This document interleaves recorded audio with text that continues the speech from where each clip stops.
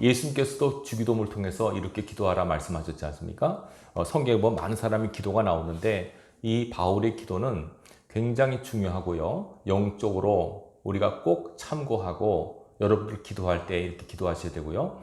특별히 이 바울의 기도는 바울이 바라는 바이기도 하지만 하나님께서 우리에게 원하시는 기도이기도 합니다. 바울이 이렇게 기도한 것은 하나님께서 우리로 하여금 이런 기도를 하기를 원하시는구나. 하나님께서 이 기도를 통해서 하나님의 소원이 무엇인가, 하나님께서 우리에게 바라시는 바가 무엇인가 하는 것을 알 수 있습니다.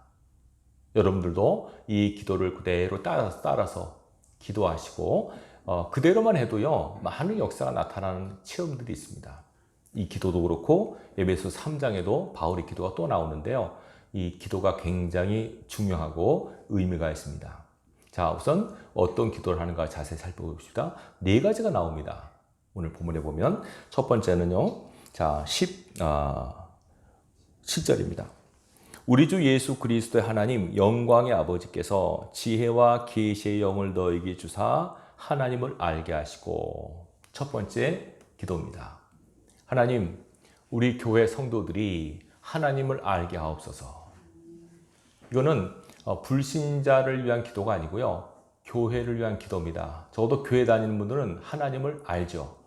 하나님을 모르지 않지 않습니까? 다 아시죠? 아시는데 그럼에도 불구하고 사도 바울은 하나님, 교회 성도들이 하나님을 알게 하옵소서. 하나님을 아는 지식을 갖게 해달라는 기도를 제일 먼저 하고 있습니다. 근데 보세요. 앞에 뭐가 붙냐면 아버지께서 지혜와 계시의 영을 너에게 주사. 이거 무슨 말이냐면 하나님을 아는 지식이 우리 쪽에서 알아가는 게 아니라 하나님께로부터 와야 된다는 겁니다. 하나님께로부터 지혜와 계시의 영이 와야만 하나님을 제대로 알 수 있다라고 말합니다. 그러니까 우리가 하나님을 알기 위해서 먼저 위로부터 임하는 하나님의 은혜가 필요합니다. 지혜와 계시의 영을 주셔서 하나님이 어떠한 분이신지 알 수 있는 은혜를 달라고 기도하셔야 됩니다. 여러분, 이 하나님을 안다는 것이 굉장히 중요합니다. 이 안다는 것은요 피상적인 알미 아닙니다. 아시겠죠? 피상적인 알미 아닙니다. 단지 어떤 사람을 아는 식의 그런 겉핥기식 지식이 아니라 하나님의 존재뿐만 아니라 하나님의 그 속성과 하나님의 역사와 하나님의 뜻이 무엇인가를 아는 지혜가 필요하다는 말씀이에요. 우리가 섬기는 하나님이 어떤 분인지를 모르면 안 되지 않습니까? 그렇죠? 자, 하나님이 어떤 분이신가? 이 안다란 말은요, 히브리어로 야다 혹은 헬라어로 기노스코란 말이 쓰여 있는데요. 이 안다라고 하는 것은 책을 통해서 연구해서 안다는 것이 아니고 체험적인 알을 뜻해요. 경험해서 알아지는 걸 말합니다. 그렇죠? 하나님을 안다는 것은 쉽게 말하면 하나님을 경험해서 하나님이 어떠한 분이신가를 아는 그런 지식을 얻게 되는 걸 말합니다. 이해되시겠죠? 자, 우리가 하나님을 안다. 하나님을 안다고 하는 게 어떤 의미인가? 자, 우리가 하나님을 아버지라고 부릅니다. 그럼 하나님은 우리 아버지시고 우리는 하나님의 자녀입니다. 자녀 입장에서 부모를 알아가는 과정을 한번 생각해 보시기 바랍니다. 여러분 부모님을 어떻게 아셨습니까? 몇 살 때 부모님의 존재를 인식할까요? 저도 모릅니다, 잘. 근데 생각해 보세요. 어린아이가 태어나면 아기는 부모님의 존재를 인식합니다. 계속 누군가 나를 먹여주고 입혀주고 내 똥오줌 다 치워주고 하는 걸 느끼지 않겠습니까? 배고파서 울면 입에다 뭘 넣어주고, 그렇죠? 뭐 목욕시켜주고 닦여주고 계속 그렇게 어린 아기는 그 부모의 존재를 부모님은 나의 필요를 채워주시는 분이야. 난 그냥 울기만 하면 돼. 그럼 다 채워주시는 분이야. 이렇게 이제 알게 되겠죠? 좀 이제 눈이 떠져서 부모님 모습을 보면서 음성도 들으면서 좀 이제 커갑니다. 커가면서 엄마 아빠 부르기도 하고 그러면서 이제 막 어릴 때는 제멋대로 주로 하지 않습니까? 제멋대로 하다가 때로는 부모님이 야단을 칩니다. 야단 맞아보신 경험 있으시죠? 야단을 칩니다. 그러면 깜짝 놀랍니다. 엄마 아빠 나한테 화를 내시네? 야단을 치네? 그러면서 야단 맞을 때 웃는 아이는 없죠. 슬퍼하고 놀라하고 두려워합니다. 왜 야단치지? 엄마가 하지 말랬잖아. 이렇게 하랬잖아. 엄마 아빠 말씀을 안 들으면 야단 맞는구나. 말로써도 야단 맞지만 때리기도 하시는구나. 부모님은 나에게 징계를 하신 분이야. 나에게도 화도 내시기도 하고 때리기도 하셔. 라고 또 부모님에 대한 이미지가 좀 더 바뀌게 됩니다. 엄마 아빠 앞에서 때만 부리면 다 된 줄 알았는데 4살, 5살 때도 때를 부리면 엄마 아빠가 가만 놔둡니까? 안 그러죠. 여러분 어린아이들 그 시장 보러 마트나를 갔을 때, 식당에 갔을 때 한 5살, 6살 먹은 애가 막 때 부리면 엄마 아빠가 계속 달래줍니까? 야단을 칩니까? 야단을 치죠. 거기 가서도 마음대로 울어 이런 부모 없습니다. 그죠? 그러지 말라 그랬잖아. 왜 그래? 하고 정상적인 부모는 잘못된 자녀의 행동을 바로잡으려고 합니다. 가르치죠. 그리고 좀 더 크면서 이제 엄마 아빠가 이제 대화를 하기 시작합니다. 이제 아이가 엄마 아빠와 대화를 하면서 알아듣죠. 근데 사실은 아이의 마음이 깊을까요? 엄마 아빠 마음이 깊을까요? 깊다는 거. 부모 마음이 깊죠. 그걸 알아채는 자녀는 거의 없습니다. 아이들이 어떻게 생각하냐면 우리 엄마 아빠는 내 수준과 안 맞아. 내 마음을 몰라줘. 그렇게 말하는 자녀들이 많습니다. 그것도 일리가 있는 것 같지만 실은 자녀가 부모의 마음을 알아줘야 돼요. 그게 쉽지가 않아요. 그래서 이제 그런 관계 속에서 이제는 점점 커지면서 이제는 부모님도 외로우시는구나. 부모님과 같이 있으려고 하고 좀 더 커지면 이제 부모님한테 뭔가 효도하려고 하고 드리려고 하고 섬기려고 하는 마음이 들어갑니다. 한 부모지만 어릴 때 경험했던 부모하고 자라면서 경험하는 부모의 이미지, 다시 말하면 부모에 대한 인식, 우리 아버지 어머니는 어떤 분이셔? 라고 하는 인식의 변화가 있습니다. 이해되시겠죠? 부모님은 같지만 그 부모님을 상대하는 그 나이에 따라서 부모님에 대한 인식이 달라지듯이 부모님을 아는 지식이 더 확장되고 깊어지듯이 하나님을 아는 지식도 마찬가지입니다. 출애굽했을 때 이스라엘 백성 어떻게 합니까? 이스라엘 백성 하나님께서 어떻게 하십니까? 어떻게 인도하시죠? 그들이 한 건 없습니다. 하나님은 일방적으로 다 하십니다. 그냥 가만히 있으라 너희는 내가 다 해주십니다. 땡깡 부리고 투덜거려도 다 해주십니다. 배고파요 만나고 목말라요 물 주시고 고기 먹고 싶어요 고기 주시고 다 해주십니다. 근데 이제 가나안 땅에 들어가서 또 다릅니다. 너희가 하라고. 너희가 싸워서 너희가 취하라고. 그리고 내 자녀가 되려면 내 법을 지켜야 돼 라고 법을 통해서 언약 관계를 맺으십니다. 그 법을 지키라고 하십니다. 그 법을 안 지키면 어떡합니까? 법을 안 지키면 또 하나님께서 야단을 치십니다. 때리십니다. 그죠? 주변 나라를 통해서 전쟁도 치르게 하시고 또 질병과 기근과 재난을 통해서 그 백성을 징계하시고 이끌어 가시는 것을 볼 수 있습니다. 아시겠죠? 그래서 여러분 결국 구약의 이스라엘 백성이 하나님 앞에 바로 서지 못한 가장 큰 이유 중에 하나는 하나님에 대한 지식이 부족해서 그래요. 하나님을 몰라서 그래요. 엄밀히 말해서. 그래서 호세아서 6장 4절에 보면 호세아 선지자가 안타깝게 부르지 않습니까? 부르십니다. 힘써 하나님을 알자고. 여호와가 어떤 분이신지 알아야 된다는 거예요. 하나님을 모르면 안 된다. 맨날 하나님을 찾고 주여 아버지 하지만은 우리가 주님 우리가 아버지라고 부르는 그 하나님이 도대체 어떤 분이신가에 대한 지식이 없으면 망합니다, 여러분. 지식이 없는 백성은 망하게 되어 있습니다. 우리가 섬기는 하나님이 어떤 분인가에 대한 확실한 지식을 갖고 여러분들이 신앙을 하셔야 돼요. 자, 일단 하나님은요 전지전능하시고 두려운 분이세요. 하나님에 대한 두려움이 없으면 안 됩니다. 하나님은 지극히 거룩하시고 굉장히 두려우신 하나님이십니다. 그렇지만 반대로 하나님 굉장히 사랑이 많으신 좋으신 하나님이십니다.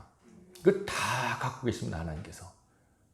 또 공의로우신 하나님이십니다. 죄와 악은 싫어하시는 하나님이십니다. 믿음 있는 것을 기뻐하시는 하나님이십니다. 무엇보다도 말씀대로 살아가는 사람을 하나님은 기뻐하십니다. 이렇게 하나님에 대한 지식을 우리가 하나하나 쌓아가야만 하나님 안에서 제대로 된 신앙을 할 수 있어요.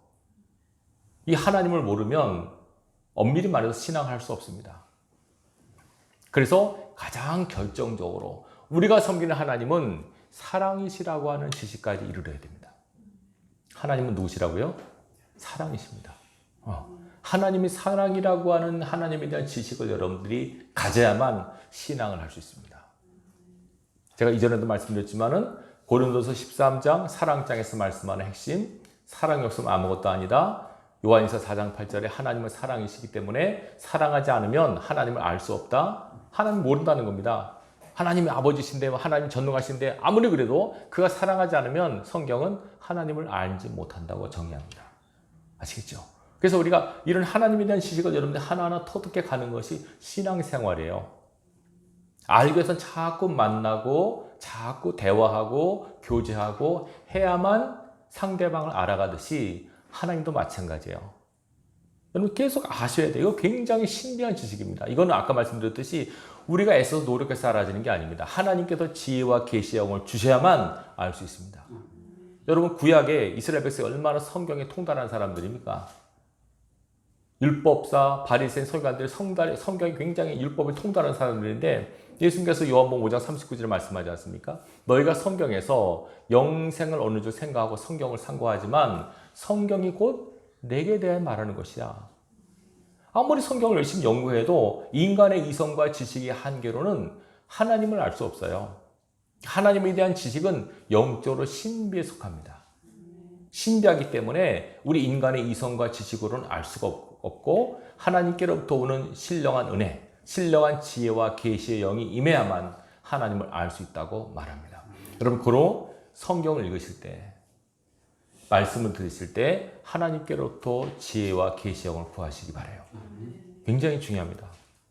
목사님도 저도 성경을 연구하지 않습니까?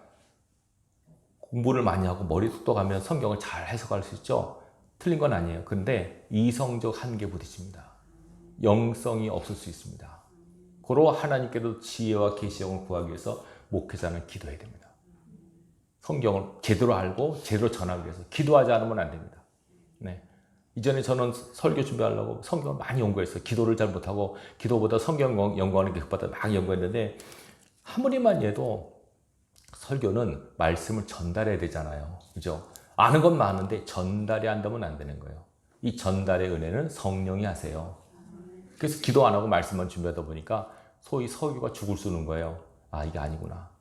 말씀도 연구하지만 말씀 못지않게 기도가 필요하구나. 왜냐하면 성경은 성령에 의해서 기록된 거기 때문에 성령의 감동으로 깨달아지고 성령의 능력으로 전달이 돼요.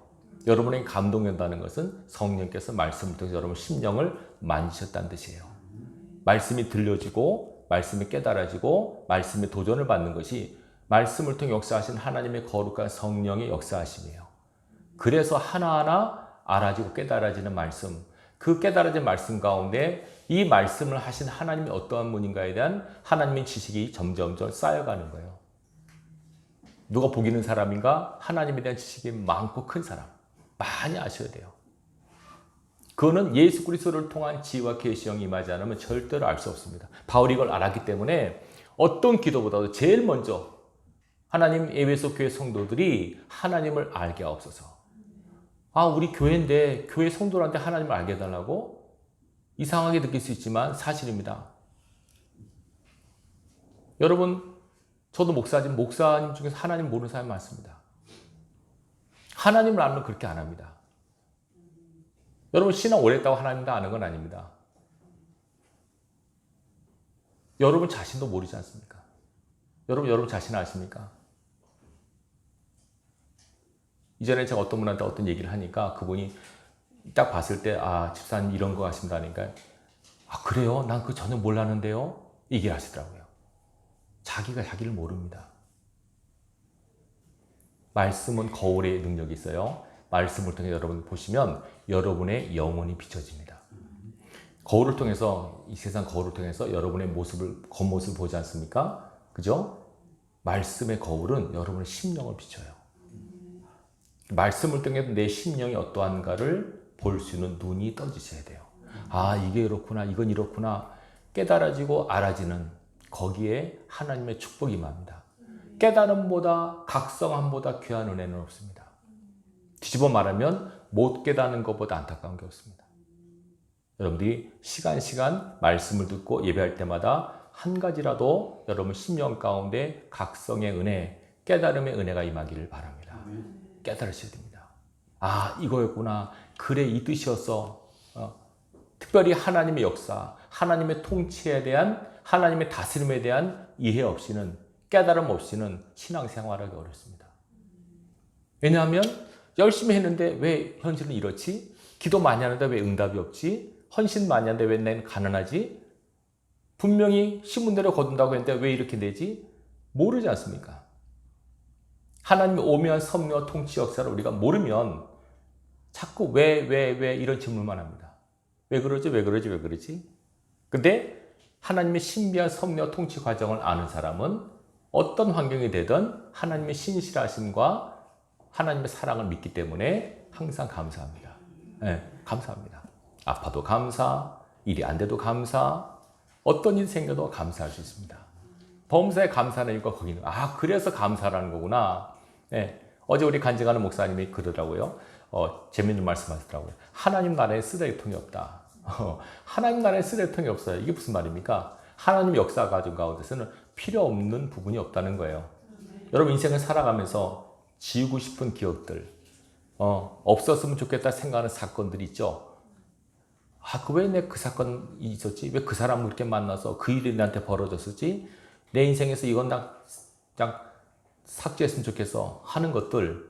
그러나 하나님의 나라 입장에서 볼 때 필요 없는 게 없는 거예요. 다 그 쓰레기 같은 흑역사라고 그러죠. 그것들 다 필요하기 때문에 하나님이 내 삶 속에 집어넣으신 것으로 나중에 깨닫는다는 거예요. 하나님을 사랑하는 자 곧 그 뜻대로 부르심을 입은 자들에게는 모든 것이 합력하여 선을 이룬다는 거. 여러분들이 아셔야 돼요. 그래서 하나님에 대한 지식이 없으면 헷갈립니다, 신앙이. 여러분들이 성경을 배운다는 게 결국은 하나님을 알아가는 겁니다. 아시겠죠? 하나님을 아는 지식으로 풍성한 은혜가 여러분 삶 속에 임하길 수 있기를 주님의 이름으로 축원합니다. 두 번째는 뭘 기도합니까? 10절입니다. 17절입니다. 너희 마음 눈을 밝히사 그의 부르심의 소망이 무엇인가? 부르심의 소망이 뭐냐면 나를 부르신 하나님의 소망이 무엇인가?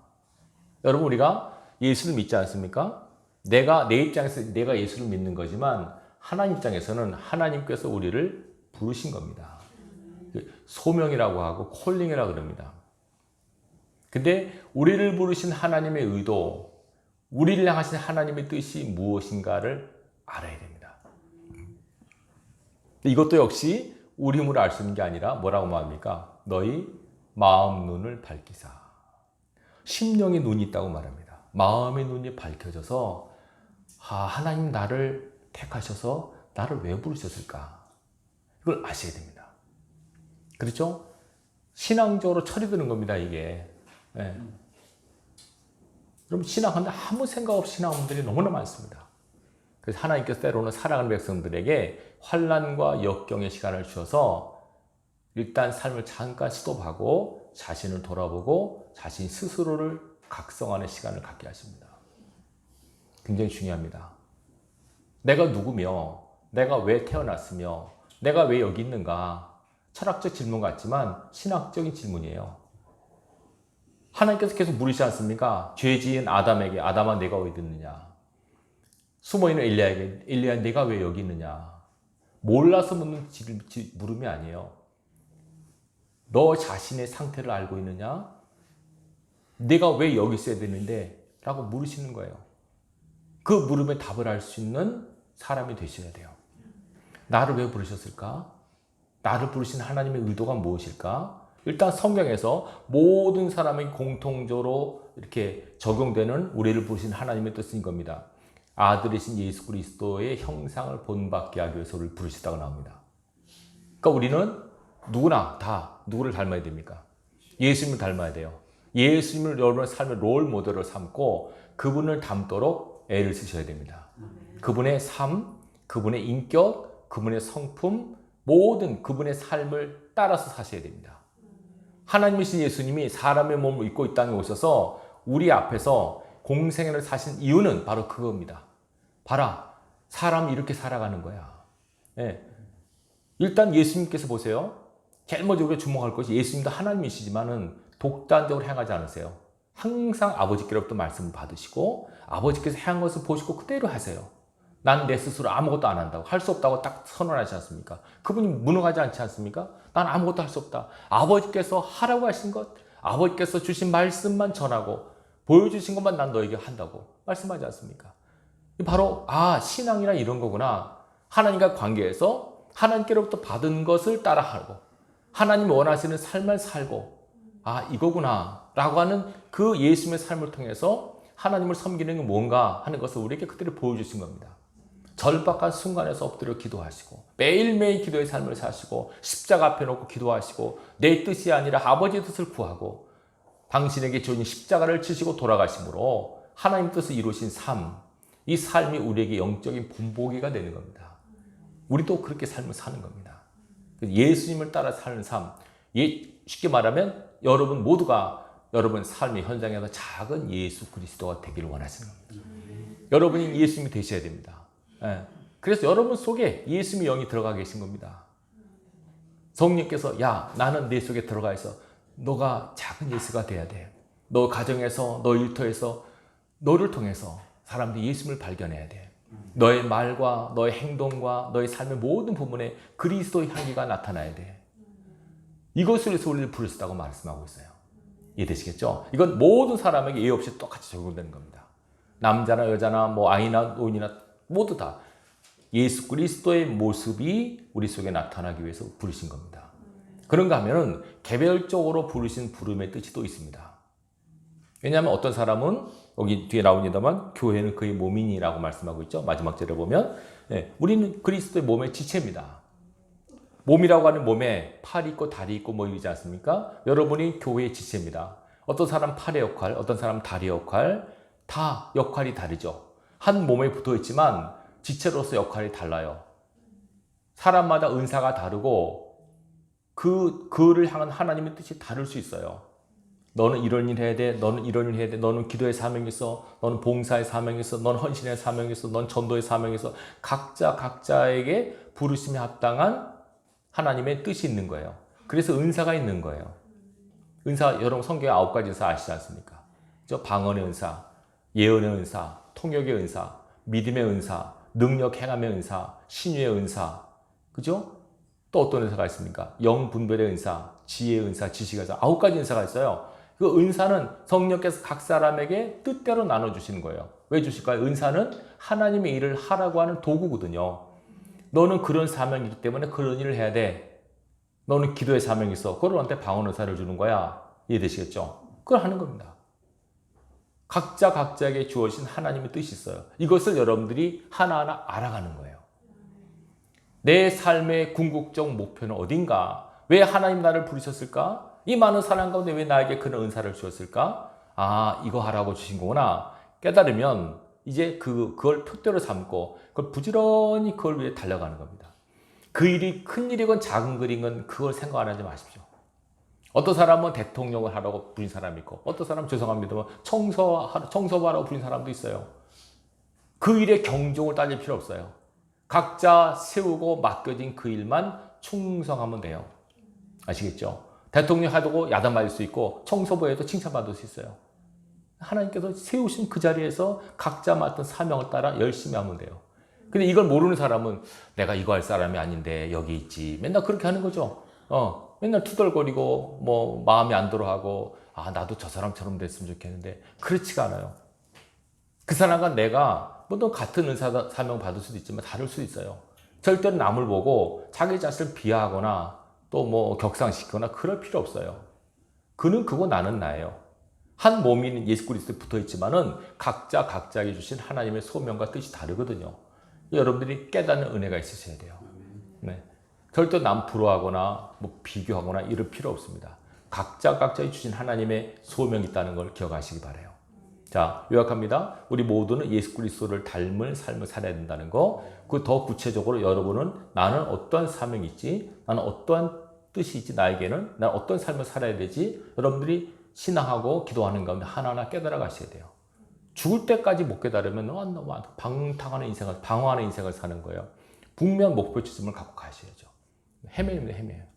저 개인적인 얘기를 드리면요. 저는 이제 고등학교 졸업하고 대학교를 갔을 때 저는 이제 고2, 보통 고2 때 이제 문과 이과를 나누거든요. 학교에서 문과 갈 학생, 이과 갈 나누는데 저는 문과 체질이에요. 언어를 잘했어요. 근데 수학은 전혀 못했어요. 근데 우리 아버지가 무조건 공대를 가라는 거예요. 연구에다. 우리 아버지가 과학자셨기 때문에 연구에다 공대 해야지 직장 들어가는 맨날 그래서 나는 아무 생각 없이 그냥 이과를 간 거예요. 이과 가서 대학교를 갔는데 난 수학도 못하지 뭐 물 이런 데도 완전히 젬병이에요. 모르니까 헤매는 거예요. 나중에 보니까 나는 문과 체질인데 이과를 본 거예요. 예. 그래서 다시 재수한 거예요. 학교 다니다가 다시 반수할죠. 하다 다니고 또 다시 문과로 갔어요.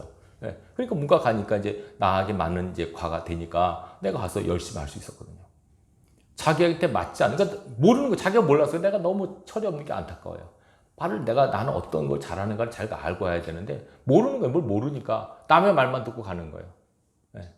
여러분 자신이 어떠한 적성이 있고, 난 어떠한 스타일이야. 사람마다 다 다릅니다. 여러분. 똑같을 수 없어요. 왜 문제가 생기면 왜 저 사람 나와 같지 않지? 부부간에도 그래요. 왜 싸우냐면 나랑 안 같아 싸우는 거예요. 다른 것이 정상이에요, 여러분.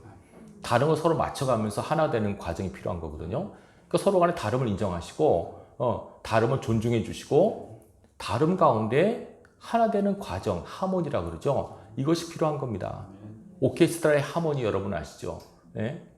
다 다른 소리 내지만 컨덕터의 지휘에 따라서 서로 다른 소리지만 하나가 될 때 아름다운 하모니가, 아름다운 음악이 탄생되듯이 하나님 그걸 원하세요. 다 다릅니다. 다른 가운데 하나됨을 추구하는 이 삶을 여러분들이 기억하시기 바라요. 다 왜 나랑 똑같지 않지? 내 생각이랑 왜 같지 않지? 다 다릅니다. 다름을 인정하시고요. 하나됨을 추구하는 삶을 여러분들이 사셔야 됩니다. 이 부르심에 대한 확실한 소명을 여러분들이 가지시기 바랍니다. 세 번째는 뭐라고 말합니까?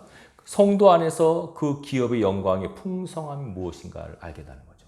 성도 안에서 그 기업의 영광의 풍성함이 무엇이며, 이건 어떤 뜻이냐면 그 기업의 영광의 풍성, 이 기업은요 성경에 하나님을 기업으로 표현할 때도 있습니다.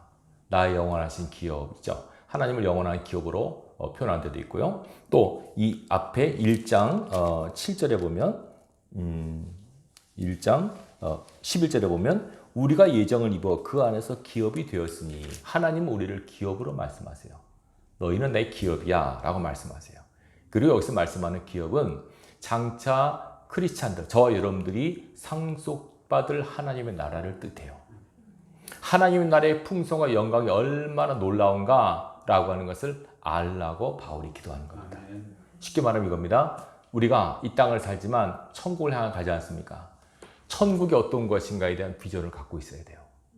막연하게 천국은 좋은 곳이야 이렇게만 생각하지 마시고 천국은 어떤 곳인가, 성경에서 말씀하는 천국에 대한 말씀들이 있잖아요. 그죠? 다 찾아보세요. 천국은 하나님이 계신 곳이야. 죄가 없는 곳이야. 늘 음악이 있는 곳이야. 아름다운 꽃들이 있는 곳이야.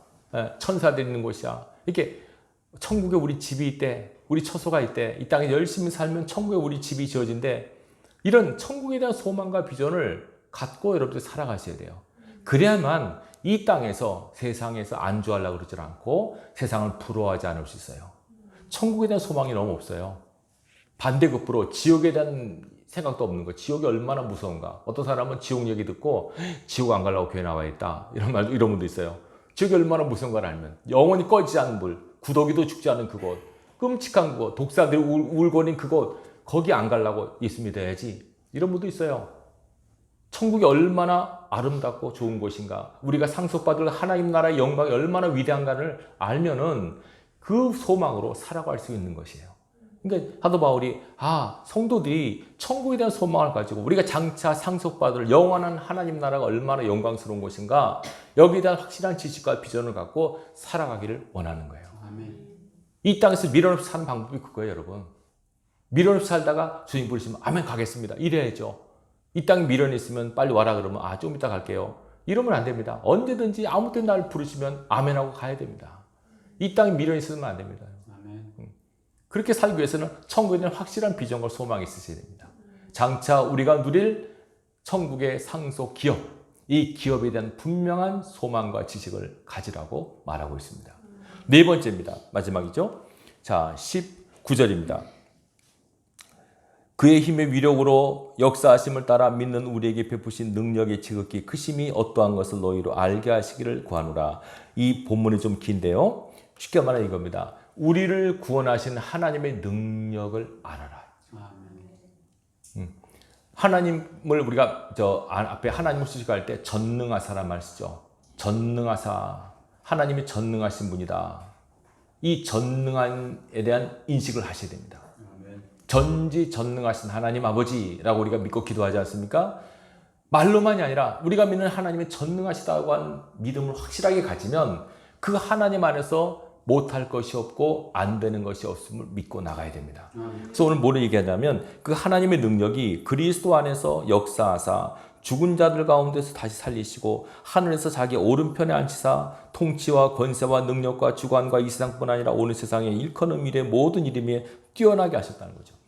하나님의 능력이 사람들에게 죽임당한 예수를 다시 살리실 뿐 아니라 승천케 하시고 하나님 보좌에 앉히시고 모든 피조물들, 앞으로 대하들 모든 피조물들이 다 그 예수의 이름 앞에 무릎을 꿇게 하셨다는 거죠. 절대 복종하게 하는 그 권세와 능력을 하나님께서 주셨다는 거죠. 예수님께서 그 권세를 받으셨어요. 이게 우리에게 도전해 주신 말씀. 예수님만 그런 게 아니고요. 예수를 섬기는 저와 여러분에도 이 권세와 능력이 주어집니다. 믿는 자들에게 이 권세와 능력이 주어진다고 말씀하고 있어요. 나는 못합니다만 내 안에 계신 성령의 능력으로 예수 이름의 권세 여러분들이 선포하시면 이 힘의 이 권세의 능력으로 영적 전쟁을 할 수 있고 승리할 수 있다고 말합니다. 이 원리를 여러분들이 꼭 기억하시기 바랍니다. 이 능력이 얼마나 위대한가를 알라고 지금 사도 바울은 권면한 겁니다. 마지막 절에 뭐라고 합니까? 그 교회는 그의 몸이니 만물 안에서 만물을 충만케 하시는 이의 충만함이니라. 어려운 말 같지만 이겁니다. 교회는 하나님께서 교회를 통해서 만물을 충만케 하시길 원한다는 거죠. 만물에 하나님 영광이 충만하게 나타나기를 위해서 교회를 세우신 겁니다. 예수님을 통해서 하나님 영광이 드러났듯이 예수님의 몸인 교회가 이 세상에 하나님의 영광을 충만하게 나타나야 한다는 뜻이에요. 이해되셨죠? 이 영광을 나타내기 위해서는 힘이 필요해요. 권세가 필요해요. 이 힘과 권세를 하나님이 주셨다는 거죠. 하나님께서 당신의 자녀에게 이 권세와 능력을 주신 겁니다. 이걸 여러분들이 믿고 나는 아무것도 배운 게 없는데 가진 거 없는데 이렇게 하지 마시고요. 여러분 안에는 크신 하나님의 능력을 힘입으시고 성령의 권세를 힘입으셔서 여러분들이 성령의 능력으로 기도하시고 선포하시고 나가시기 바라요. 여기에 대한 확실한 지식이 없기 때문에 우리가 너무나 맨날 휩쓸리고 지는 겁니다. 오늘 이 네 가지죠. 요약합니다. 첫째, 바울의 기도 첫째 뭡니까? 하나님이 어떠한 분인가를 알게 하옵소서. 그리고 나를 부르신 하나님의 소망이 무엇인지를 알게 하옵소서. 그리고 내가 장차한 누릴 기업의 영광의 풍성함이 어떠한 것인가를 알게 하옵소서. 나를 구원하신 하나님의 능력이 얼마나 위대하고 영광스러운가를 알게 하옵소서. 이런 하나님에 대한 지식, 이런 깨달음이 있게 해달라고 기도하는 겁니다. 그러니까 하나님 앞에 기도할 때 이 바울의 기도를 여러분 마음속에 새기시고 기도하십시오. 어느 분은요, 이 기도문 그대로 외웁니다. 계속 읽고, 아니면 에베소 3장에 또 기도문이 있거든요. 에베소 3장 14절부터 19절까지 똑같은 내용은 다르지만 바울의 기도문이 또 나와요. 그래서 이 기도를 계속 수십 번, 수백 번 읽고 병 고침 받은 사람, 성령의 불 받은 사람, 기도 응답 받은 사람, 간증들이 많아요. 하나님 말씀의 능력이 있는 걸 아니까. 내 생각과 내 그 의식으로 하는 기도가 아니라 말씀 그대로를 읽고 선포하고 선판대로 나가서 행동하니까 말씀의 역사가 삶의 현장에서 일어나는 것입니다. 여러분, 이 성경 말씀에서 하나님께서 바울을 통해서 하신 이 기도는 하나님께서 오늘 우리가 이렇게 기도하길 원하신다는 거예요. 여러분들 이 말씀대로 그대로 기도해 보십시오. 반드시 응답의 열매가 있을 것이고 하나님의 역사가 기도 가운데 나타나게 될 것입니다. 하나님은 살아계셔서 오늘도 당신의 말씀을 따라 살아가는 백성들과 함께 하십니다. 이번 한 주간도 여러분들이 삶의 현장에서 함께 하신 하나님을 늘 체험하며 살아갈 수 있길 바라요.